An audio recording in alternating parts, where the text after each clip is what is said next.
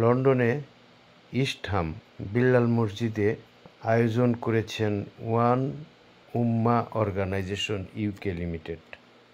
এই অনুষ্ঠানে একটি মূল্যবান বক্তব্য আমি নিজে ভিডিওতে ধারণ করেছি এবং ভিডিওটি আপনাদের জ্ঞাতার্থে আপনাদের শোনানোর জন্য দেখানোর জন্য আমি ইউটিউব, ফেসবুক এবং অন্যান্য চ্যানেলে আমি প্রচার করছি। আপনারা মনোযোগ সহকারে আশা করি এই ভিডিওটি দেখবেন। হিকমত কি? হিকমত কেন? এর কার্যকারিতা কেমনভাবে প্রবাহিত হয়? এত সুন্দর সুস্পষ্টভাবে বুঝিয়ে দিয়েছেন আজকের বক্তা শায়খ মাহমুদুর রহমান। আমার লাইফে এত সুন্দর ক্লিয়ারলি বক্তব্য খুব কম শুনেছি। উনি বুঝিয়েছেন প্রয়োজনে মিথ্যা কথা বলাও জায়েজ আছে। কোন কোন প্রয়োজনে? উনি হযরত ওমর রাদিয়াল্লাহু তাআলা আনহুর জীবনের উপর বেশি প্রভাব ফেলে বক্তব্য রেখেছেন। এই বক্তব্যটা আপনারা সকলেই শুনুন। মহান রব্বুল আলামিন আমাদের জীবনের বাকি সময়, আমাদের জানা নাই যে সময় বাকি আর কত আছে। আপনারা এখানে কেউ আছেন যে জানেন আর কয়টি বছর আপনার জীবনে আছে? এরকম যদি কেউ বুদ্ধিমান থেকে থাকেন একটু হাত তুলেন তো। 1447 শুরু হলো, মুহররম মাস, নতুন হিজরি ক্যালেন্ডার ইয়ার। আর কয়টা ক্যালেন্ডার ইয়ার আমাদের জীবনে আসবে, আর কয়টি মুহররম আমাদের জীবনে আসবে আমাদের কারোই জানা নেই। কয়েক মাস আগে রমাদানের পরেই আমাদের একজন ছাত্র, বয়স 33, পরিবার সহ দুটো ছোট্ট বাচ্চাও আছে, তারা বেড়াতে গেল মরিতানিয়া হলিডে করার জন্য। যাওয়ার একদিন পরে হঠাৎ করে ফজরের নামাজের আগে ভয়ঙ্কর কণ্ঠে একটি টেলিফোন রিসিভ করলাম, যে বলল যে অমুক যে হলিডেতে আছে মরিতানিয়াতে, সকাল বেলায় ওখানের সময় ফজরের পরে সে হঠাৎ করে পুরো শরীর ঘেমে যায়। স্ত্রী তাড়াতাড়ি তাকে ঠান্ডা করার জন্য টয়লেটে পানির জন্য গেল। এর মধ্যে এসে দেখে যে তার চোখগুলো উপরে উঠে গেছে। হসপিটাল অ্যাম্বুলেন্স আসার পর বলল যে সে দুনিয়া থেকে বিদায় হয়ে গেছে। গিয়েছে বেড়াতে হলিডে করতে মরিতানিয়ায়, ওখানেই বিদায় হবে এরকম কোনো পরিকল্পনা ছিল না। এবং বয়স মাত্র 33, এর মধ্যে বিদায়ের ঘন্টা বেজে যাবে সেটা কখনো আমরা চিন্তা করতে পারিনি। যদি সে জানতো মরিতানিয়ায় গেলে আর ফিরে আসবে না, 1000 পাউন্ড দিলেও সে কখনো যেত না। এটাই জীবনের কন্ট্রোল, নিয়ন্ত্রণ। আমরা যুবক হয়ে মনে করি যে মাত্র 32-33, আরো তো অনেক সময়। 50 হলেও মনে করি এখনো তো যুবক। 60 হলে তখনও আমরা মনে করি যুবক, আরো সময় আছে। কিন্তু বিদায়ের ঘন্টা কখন যে বেজে যাবে আমরা কেউ জানি না। এই জন্য সময়কে কাজে লাগানো, আল্লাহর দ্বীনের জন্য ব্যয় করা, আল্লাহর সান্নিধ্যে নিজেদেরকে অতিবাহিত করা, তার চেয়ে মর্যাদার আর কিছু হতে পারে না। আল্লাহ রাব্বুল আলামিন বলেছেন, ওয়া মা তাদরি নাফসুন বিআইয়ি আরদিন তামুত। পৃথিবীর কোন প্রাণী জানে না কোন জমিনে এসে মারা যাবে, কোন জমিনে মারা যাবে কেউ জানে না। 5টি জ্ঞানের কথা সূরা লোকমানের শেষ আয়াতে আল্লাহ রাব্বুল আলামিন বলছেন, এই বিষয়গুলো আল্লাহ ছাড়া কারো নিয়ন্ত্রণে নেই। যত বড় বিজ্ঞানী হোক, যত বড় শক্তিধর ক্ষমতাবান হোক, কারো কাছেই জানে, সে জানে না আগামীকাল কতটুকু রোজগার করবে। সে জানে না তার গর্ভে যে সন্তানটি আছে তার ভবিষ্যৎ কি, ভালো না মন্দ, কতদিন সে জীবিত থাকবে, তার জন্য সে কি বাধ্য সন্তান হবে না অবাধ্য সন্তান হবে, কারো পক্ষেই সেটা জানা সম্ভব নয়। মহান রব্বুল আলামিনের দরবারে আমরা এই নতুন হিজরি ক্যালেন্ডারের বরকতপূর্ণ মাস মুহররম হারাম মাস, এই মাসের আজকের এই আয়োজনে শুরুতেই দোয়া করি, হে আল্লাহ আমরা জানি না আর কতদিন আছে, কিন্তু হে আল্লাহ যতদিন আছে যেন আমরা অবহেলা করে সময়কে নষ্ট না করি। সময়ের যে দামি আর কোন সম্পদ আমাদের কাছে নেই, সবচেয়ে বড় নেয়ামত। এই নেয়ামতটাকে যেন আমরা কাজে লাগাতে পারি, আমাদের জ্ঞানের জন্য, আমাদের প্রজ্ঞার জন্য, আমাদের দুনিয়ার উৎকর্ষ সাধনের জন্য, আমাদের আগামী প্রজন্মের জন্য, দিন প্রসারের জন্য আল্লাহ রাব্বুল আলামিন যেন আমাদেরকে কবুল করেন। আমিন। আজকে একটি শব্দ নিয়ে একটু আলোচনা করতে চাই। আল্লাহ রাব্বুল আলামিন যে শব্দের কথা বারবার বলেছেন, ইউতিল হিকমাতা মান ইয়াশা, আল্লাহ যাকে চান তাকে একটা বিশেষ নিয়ামত দান করেন, যার নাম হলো হিকমত। সূরা বাকারাতে আল্লাহ বলেছেন, যাকে আল্লাহ চান, ওমা ইউতিল হিকমাতা, যাকে আল্লাহ তাআলা চান তাকে একটা গুরুত্বপূর্ণ নিয়ামত দান করেন, সেটার নাম হলো হিকমত। ফাকাদ উতিয়া খায়রান কাসীরা, কেউ যদি এই হিকমতটা পেয়ে যায় তার জীবনে সবচেয়ে বড় কল্যাণের সে মালিক হয়ে গেছে। সবচেয়ে বড় কল্যাণ অর্জনের পথ হলো হিকমত অর্জন করা। হিকমত মানে নবী, আল্লাহ নবীদেরকে প্রেরণ করা হয়েছে, সর্বশেষ নবী মুহাম্মদুর রাসূলুল্লাহ সাল্লাল্লাহু আলাইহি ওয়াসাল্লামকে প্রেরণ করা হয়েছে যে মিশনগুলো নিয়ে। তার মধ্যে একটা মিশন হলো ওয়া ইউআল্লিমুহুমুল কিতাবা ওয়াল হিকমা, তিনি কিতাব শেখাবেন, হিকমত শেখাবেন। কোর মিশন, গুরুত্বপূর্ণ একটি মিশন হলো হিকমত ছড়িয়ে দেবেন, হিকমা। এই জন্য সবসময় আমরা মুনাজাতে আল্লাহর কাছে যখন চাবো এটা বলবো, হে আল্লাহ তুমি তো তোমার নির্বাচিত বান্দাদেরকে হিকমত দিবে, আমাকেও তোমার নির্বাচিত বান্দা হিসেবে কবুল করো। যারা হিকমতের মতো নিয়ামত যারা অন্তরে পাবে, বুদ্ধিতে পাবে, জ্ঞানে এবং প্রজ্ঞায় পাবে, সেই বান্দাদের অন্তর্ভুক্ত আমাদেরকে করবে। কোরআনে কারীমে নবীদের বাইরেও একজন মহান ব্যক্তি নিয়ে একটি সূরা আছে, সেই সূরাটির নাম হলো সূরাতুল লুকমান। এবং লুকমান আলাইহিস সালামের পরিচয় আল্লাহ এইভাবে শুরু করেন, ওয়ালাকাদ আতাইনা লুকমানাল হিকমা। এটা হলো প্রথম ইন্ট্রোডাকশন। লুকমান কে? লুকমান হলো ওই ব্যক্তি যাকে আমি হিকমা দিয়েছি। তিনি নবী ছিলেন না, তবে তার মর্যাদা হলো তিনি হিকমত পেয়েছেন। এই জন্য হিকমা শব্দটা অত্যন্ত প্রিয় আমাদের, কারণ কোরআন বারবার বলেছেন। হযরত দাউদ আলাইহিস সালামের কথা যখন বলেছেন যে আমি তাকে ওয়াতাইনাহুল ইলমা ওয়াল হিকমা, তাকে আমি হিকমত দান করেছি, নবুয়ত এবং হিকমত দান করেছি। হযরত ইউসুফ আলাইহিস সালাম সম্পর্কে বলেছেন আমি তাকে হিকমত দান করেছি। তাহলে এটা অনেক দামি জিনিস, এটা অর্জনের জন্য একটা লোভ থাকতে হবে। কোরআনে কারীম যেহেতু বারবার এটার জন্য আমাদেরকে প্রলোভিত করেছে,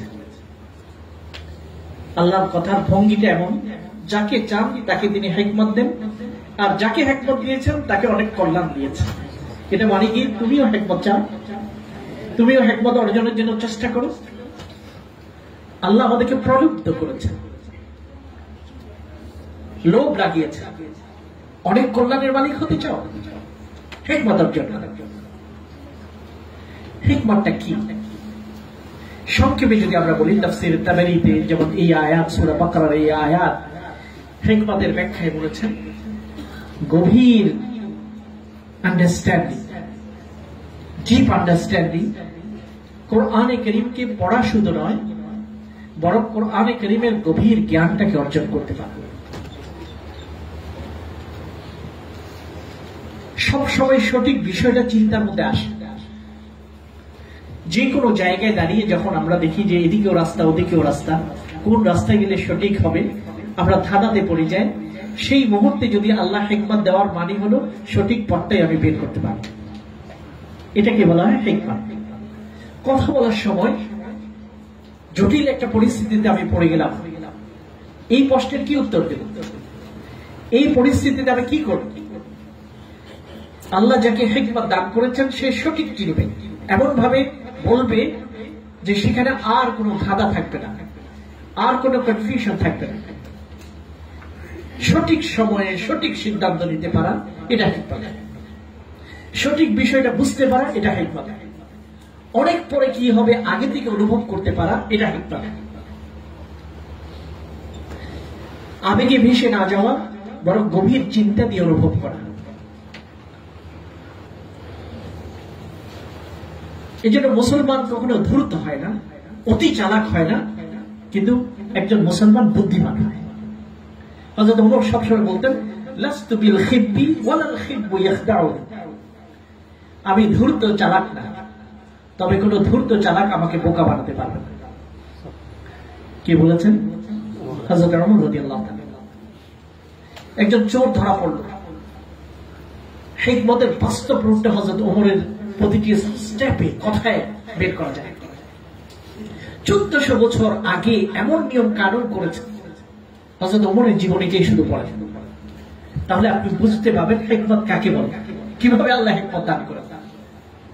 একজন মরুচারী, বলা যায় অশিক্ষিত বর্তমান সময়ে কথায়, কিন্তু এমন রাষ্ট্র নিয়ম নীতি তিনি প্রতিষ্ঠা করেছেন এবং পরিচালনা করেছেন, আজকের সময়েও সেটা আমরা বাস্তবায়ন করতে পারি। যত ওনার সম্পর্কে পড়ি, ওনার লেখা পড়ি, ওনার ব্যাপারে লেখা পড়ি, থ হয়ে দাঁড়াতে হয়। আল্লাহ যে বলেছেন হিকমত, এই হিকমতের বাস্তব নমুনাগুলো আমরা দেখতে পাই।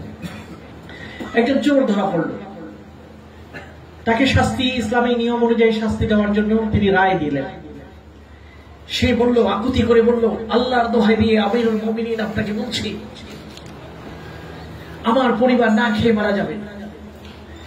আমি এবার প্রথম মাত্র করেছি অন্যায়, আর জীবনে কখনো করি নাই, প্রথমবার, এবারের মতো আমাকে ক্ষমা করে। তার আকুতি, বলার ভঙ্গি দেখে যে কোনো মানুষ, দয়াদ্র মানুষের মন ভরে যান। হযরত ওমর বলেন, খবরদার,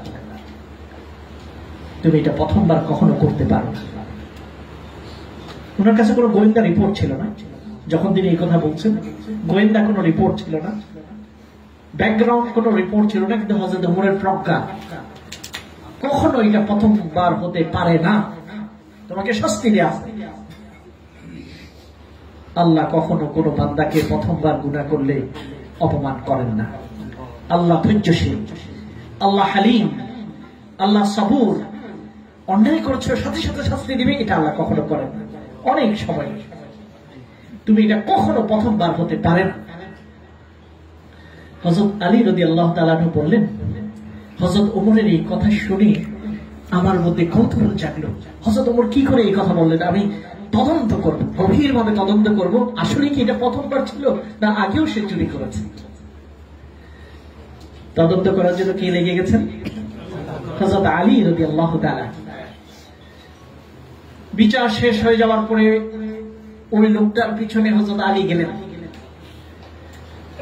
তার উদ্দেশ্য হলো, তার কিউরিওসিটি, কৌতূহল, যে হযরত ওমর কি করে বললেন এটা প্রথমবার নয়। তখন তাকে জিজ্ঞাসা করলেন, আমি তোমাকে আল্লাহর দোহাই দিব, তুমি সত্য বলো, শাস্তি তো হয়ে গেছে, এখন আর সত্য বললে কোনো অসুবিধা নেই। তুমি কি এটা কি প্রথমবার চুরি করেছিলে? লোকটি বলল যে না, এখন তো আর সত্য স্বীকার করতে কোনো অসুবিধা নেই, এটা 21তম বার, 21 বারে আমি ধরা পড়েছি। হযরত ওমর কি করে জানলেন? দূরদর্শিতা, দূরদর্শিতা, এটাকে বলা হয় হিকমত। আল্লাহ রাব্বুল আলামিন এটাকে দান করেন। কিভাবে হিকমত আমরা অর্জন করতে পারবো, অর্জন আসবে, সেটা পরে বলবো। আগে হিকমতটা কেমন, তার বাস্তব কিছু দৃষ্টান্ত আমরা দেখতে পাই। এই জন্য হযরত ওমর রাদিয়াল্লাহু তাআলা আল্লাহ রাসূলকে বিভিন্ন সময় বিভিন্ন অনুরোধ করেছিলেন। তখনও কোনো ওয়াহী নাযিল হয় ওই বিষয়ে, কিন্তু দেখা যায় পরক্ষণেই আল্লাহ রাব্বুল আলামিন কোরআনের আয়াত যেটা নাযিল করেছেন, ঠিক হযরত ওমর যেটা বলেছেন কোরআনের আয়াতে সেই কথাটি আল্লাহ রাসূলের উপর নাযিল হয়েছে।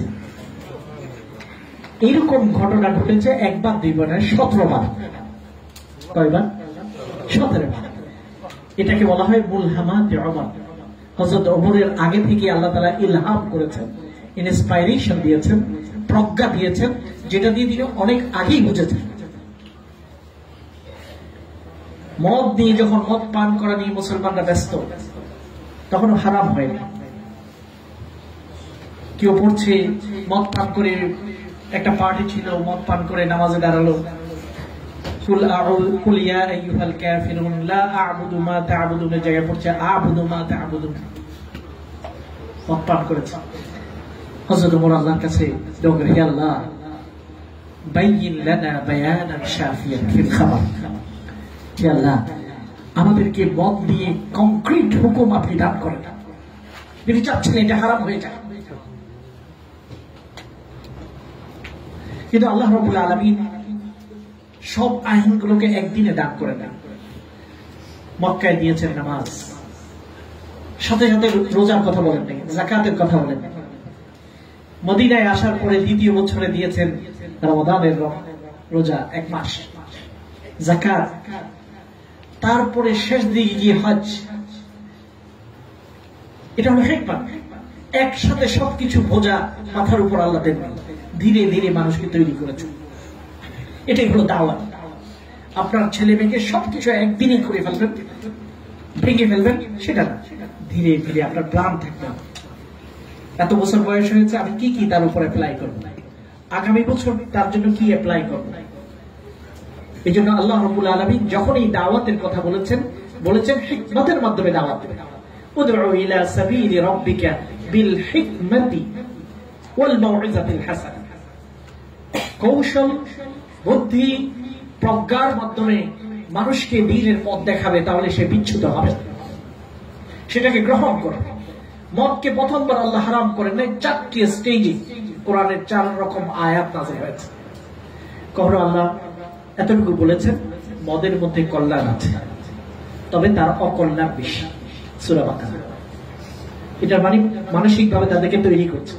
তারা এতদিন অভ্যস্ত, কোন পার্টি মদ ছাড়া হয় না। মদ নিয়ে তারা কবিতার পর কবিতা আবৃত্তি করেছে জাহেলি যুগে।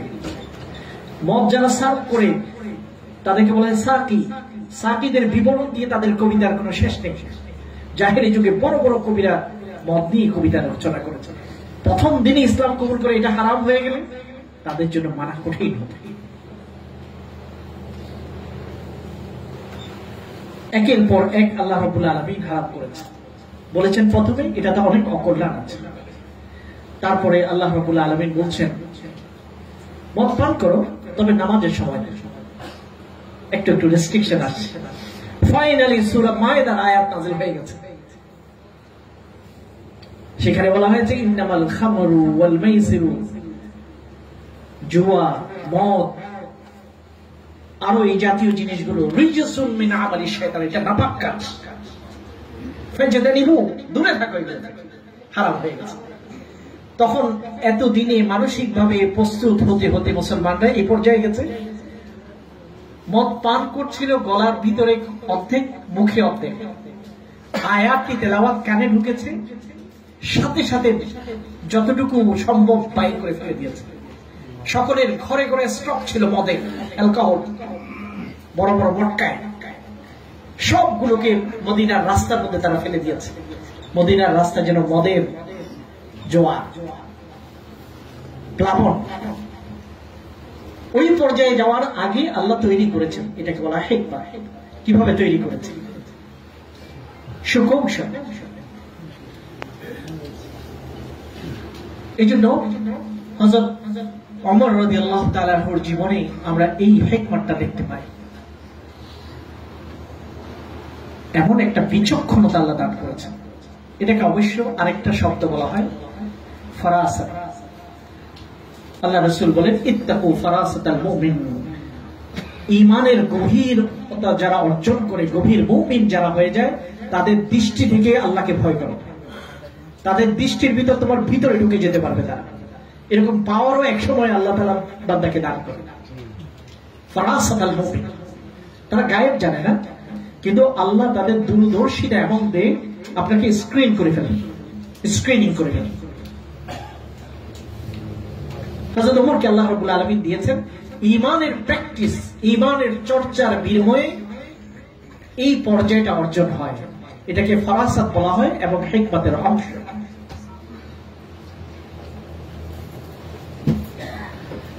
পারিবারিক জীবনে আমাদের হিকমত দরকার। একজন লোক এসেছে হযরত ওমর রাদিয়াল্লাহু তাআলা আনহুর কাছে, বলল আমার স্ত্রীকে আমি তালাক দিতে চাই। কেন, কি দোষ তার? কারণ তার প্রতি আমার আকর্ষণ, আমি তাকে ভালোবাসি না, সেই জন্য আমি তালাক দিতে চাই। হযরত ওমর রাদিয়াল্লাহু তাআলা আনহু তার জ্ঞান এবং প্রজ্ঞায় একটি বাক্য বললেন, তুমি তার প্রতি ভালোবাসা অনুভব করো না, এই জন্য তোমার ঘরকে ভেঙে দিতে চাও, সংসারকে ভেঙে দিতে চাও? তিনি একটি প্রশ্ন করেছেন। এই প্রশ্নটি হলো শুধু একটা প্রশ্ন না, একটা থিওরি। তিনি বলেছেন আবুনিয়াত কুল্লুল বুয়ুতি আলাল হুব, আবুনিয়াত কুল্লুল বুয়ুতি আলাল হুব, প্রত্যেকটি সংসার কি ভালোবাসার উপর দাঁড়িয়ে আছে? প্রত্যেক সংসারে ভালোবাসা হবে না। ভালোবাসা না হোক, মানবতা থাকবে। ভালোবাসা না থাক, কেয়ার থাকবে, যত্ন থাকবে। ভালোবাসা না থাক, সম্প্রীতিপূর্ণ সহ অবস্থান থাকতে হবে। যদি ভালোবাসাকে মেপে মেপে আপনি পরিবারগুলো দেখেন, প্রায় পরিবারকে ভেঙে দিতে হবে। ভালোবাসা হোক, এটাই আমরা চাই। প্রতিটি পরিবারে ভালোবাসা হোক, এটা বিশেষ একটা নিয়ামত, বিশেষ একটা প্রশান্তি। আল্লাহ বলেছেন ওমিন আয়াতিহি আন খালাকা লাকুম মিন আনফুসিকুম আজওয়াজা লিতাসকুনু ইলাইহা ওয়া জাআলা বাইনাকুম মাওয়াদ্দাতান ওয়া রাহমা। এটা আল্লাহর সবচেয়ে বড় নিদর্শন। দুইজন অপরিচিত নর এবং নারী বিবাহের মাধ্যমে যখন সম্পৃক্ত হয়, বিবাহ বন্ধনে আবদ্ধ হয়, তখন তিনি তাদের মাঝে ভালোবাসা সৃষ্টি করেন, দয়া সৃষ্টি করেন। এটা আল্লাহ বিশেষ নিয়ামত। ঈমান এবং আমলের কারণে আল্লাহ তাআলা এটা তৈরি করে দেন। কিন্তু কখনো কখনো যদি এটা তৈরি নাও হয়, এটার মানে এই নয় যে ঘরটাকে ভেঙে দিতে হবে, এটার মানে এই নয় যে সংসারটাকে ভেঙে দিতে হবে। মানবিক ব্যবহারের মাধ্যমে স্বামী তার স্ত্রীর প্রতি, স্ত্রী তার স্বামীর প্রতি, মানবিক ব্যবহার, এই মানবিক ব্যবহারের উপর একটা পরিবার টিকে থাকতে পারে মজবুত হয়েও। যদিও ভালোবাসা থাকলে সেটা স্ট্রং, সিমেন্টের মতো, কংক্রিট। কিন্তু এর বাইরেও আমি ভালোবাসি না, সেই জন্য আমি তালাক দিতে চাই, এই কথা হযরত ওমর গ্রহণ করেন। তুমি ভালোবাসো না, কিন্তু মিথ্যা বল, আমি ভালোবাসি।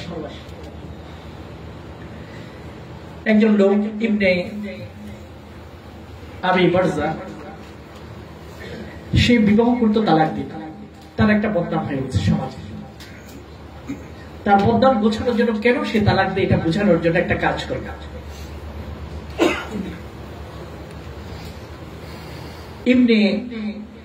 ইবনুল আরকাম, আব্দুল্লাহ ইবনুল আরকাম একজন স্বনামধন্য সাহাবা। আরকাম ইবনুল আরকাম অত্যন্ত বিখ্যাত মুসলিম। মক্কার প্রথম মাদ্রাসার নাম হলো আরকামের বাড়ি, দারু আরকাম। তার বংশধর তাকে বললো, চলো আমার বাড়িতে চলো, আমি তো তালাক দিই, আমার একটা বদনাম, আমি তোমাকে একটা কথা শোনাতে চাই। তো তিনি গেলেন। যাওয়ার পর বলছে, আপনি ওই রুমে বসেন, আমি এই রুমে আমার স্ত্রীর সাথে কথা বলবো, আপনি একটু শুনবেন। স্ত্রীকে বললো, উনাশিদুকা বিল্লাহ, আল্লাহর নামে তোমাকে কসম দিয়ে একটা কথা জিজ্ঞাসা করতে চাই।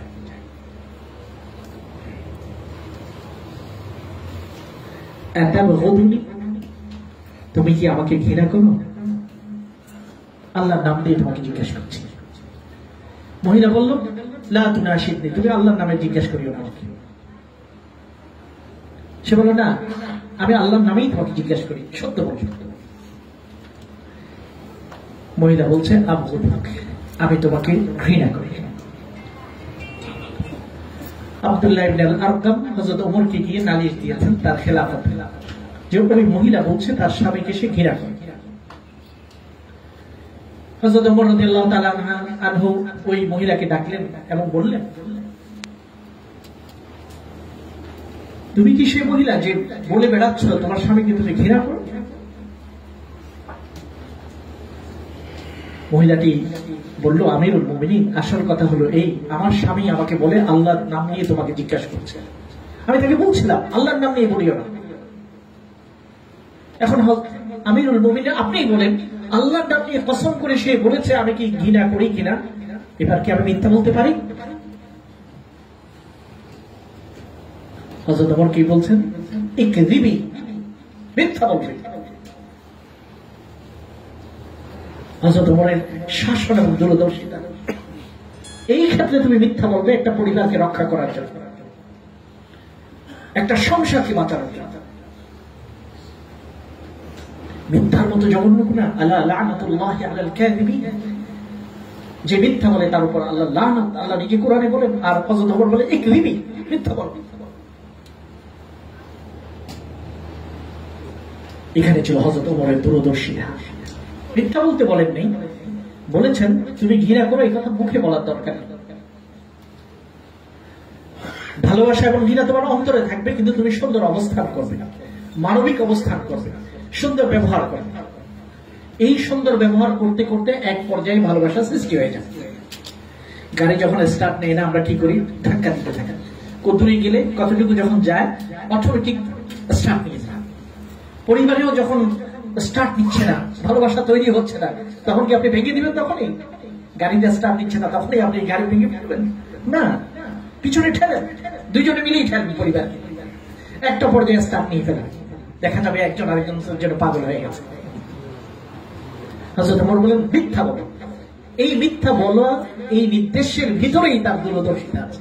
এটা হিকমত, এটা ফিকহের আইন যদি আপনি পড়েন পৃষ্ঠা উল্টান ওখানে পাবেন। এটা বিশেষভাবে আল্লাহ তাআলা দান করেন।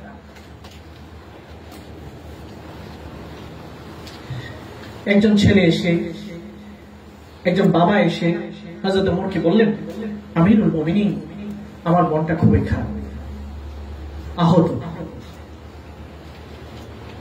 আমিরুল মুমিনিন বললেন, কি ব্যাপার, কেন?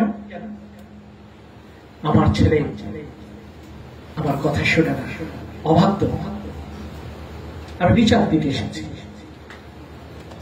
হযরত ওমর বাবার কথা শুনেই বিচার করে ফেলেন না, বরং তার ছেলেকে ডেকেছেন। ছেলেকে জিজ্ঞাসা করলেন, তোমার বাবা তোমার বিরুদ্ধে অভিযোগ নিয়ে এসেছে, বলো তো কেন তুমি তোমার বাবার বিরুদ্ধে, বাবার ব্যাপারে অবাধ্য, অসুন্দর আচরণ করো? ছেলেটি বলল, আমার নাম হলো জারওয়াল, আমি আমিরুল মুমিনিন আপনাকে জিজ্ঞাসা করতে চাই, আমি আমার বাবার অবাধ্য, কিন্তু আমি একটা প্রশ্ন করতে চাই, আমার প্রতি আমার বাবার কি কোনো দায়িত্ব আছে বা ছিল? আমিরুল মুমিনিন, অবশ্যই একজন বাবা তার সন্তানের প্রতি দায়িত্ব তো থাকবেই। কি দায়িত্ব আমিরুল মুমিনিন আমাকে একটু বলেন। এক নম্বর দায়িত্ব, তোমার বাবার দায়িত্ব ছিল তোমার প্রতি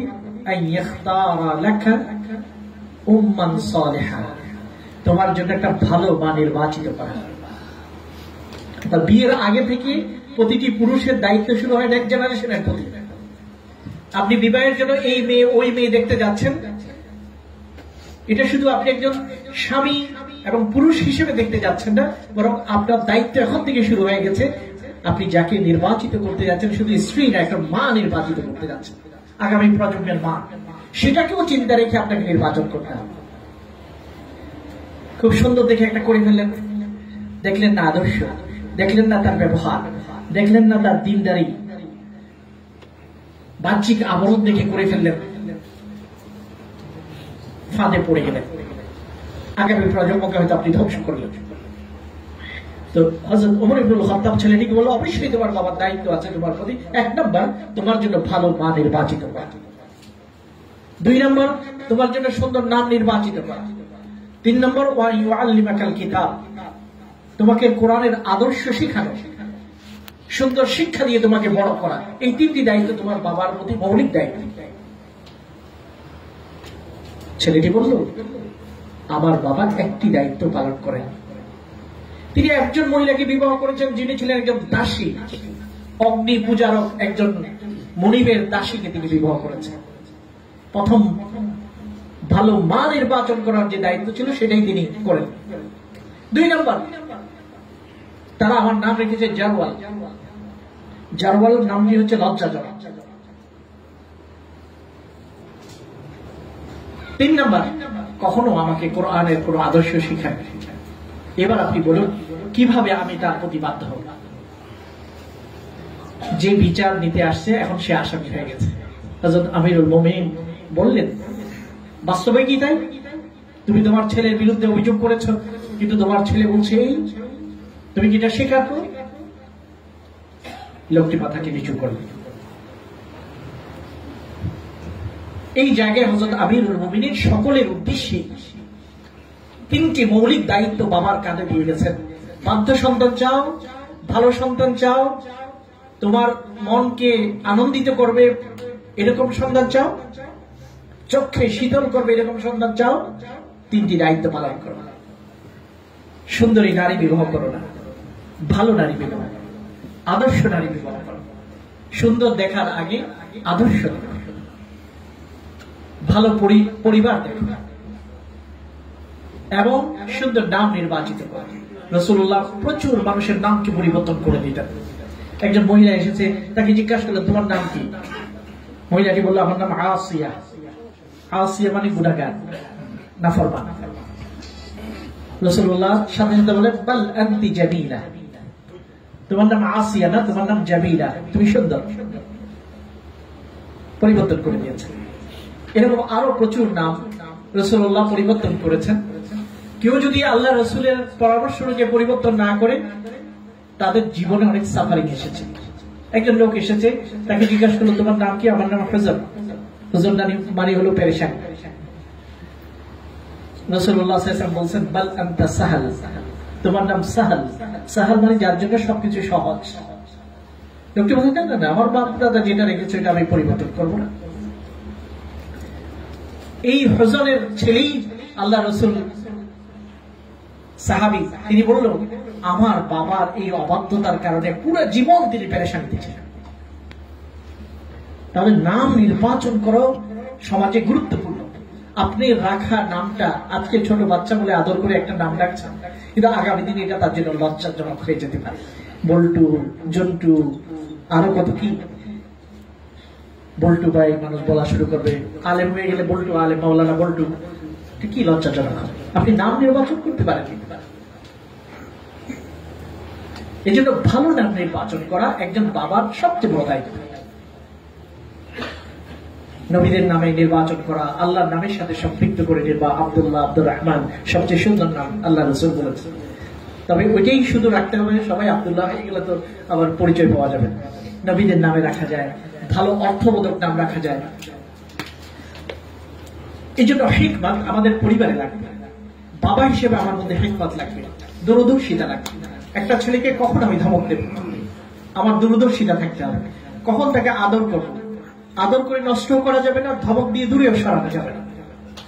এখানে একটা মেজারমেন্ট আছে, মাপ আছে।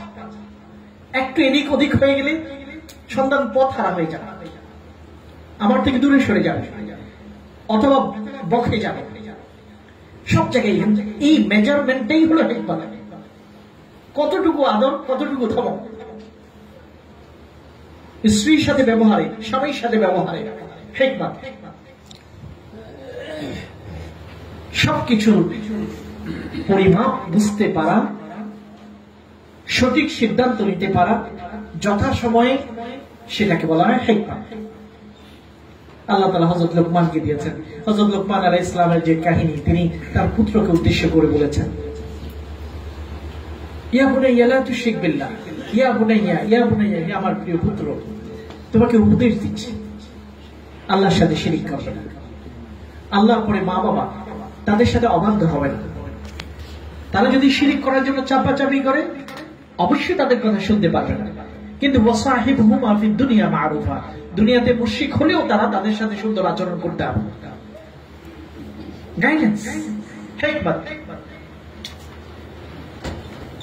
ইয়া বুনাইয়া,